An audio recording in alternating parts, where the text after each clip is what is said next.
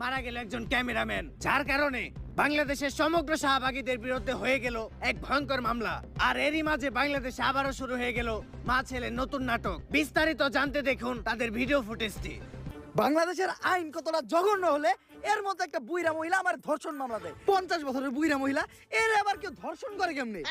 এটা তুই করে যায় প্রমাণ করিস। আরে এগুলা করতো তোকে কিনা রে, তোরা তো বড় লোক, আমরা তো গরিব। বিএমডব্লিউ এ ঘুরি, ঢাকায় 4-5টা চুল কাটার সেলুন আছে, আমরা তো গরিব। কোর্ট আইন এগুলা তো আমাগো লেগে না, এগুলা তো তোকে কিনা। একটা ছেলে কতটা অসহায় হইতে পারে আমি বুঝাইতে পারবো না। একটা ছেলে কতটা অসহায় হইতে পারে, একটা দুইটা না 5-5টা মামলা করতে এই বজ্জাত মহিলা আমার নামে। আমার যেমনে খুশি অমনে না চাইতাছে। আমার একটা লাইফ আছে ভাই, আমিও মুভ অন করতে চাই।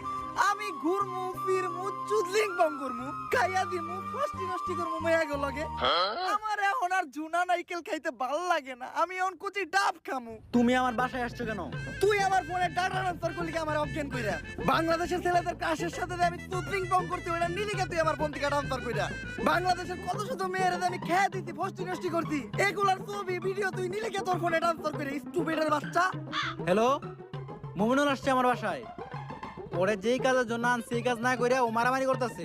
আপনারা তাড়াতাড়ি 465-তে আসেন। স্টুপিড মহিলা কি বলে ওর বাসায় নাকি আমি মারামারি করতেছি? তাহলে কি করতেছো তুমি? তুই বল আমি কি করতেছি? তুমি জানো তুমি কি করতেছো? তরে চুদলিং পং না করলে তুই মামলা উঠাবি না। কি কি?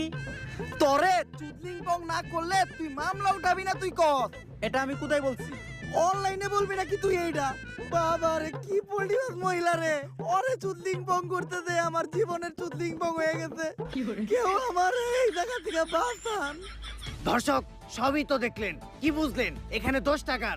আগামীকালকে হাইকোর্টে শুনানির রায়। কেউ কি পারবে মমিনুলকে বাঁচাতে? জানতে হলে চোখ রাখুন ফুটকা টিভিতে। সাথে আছে আমি রিপোর্টার কাকা।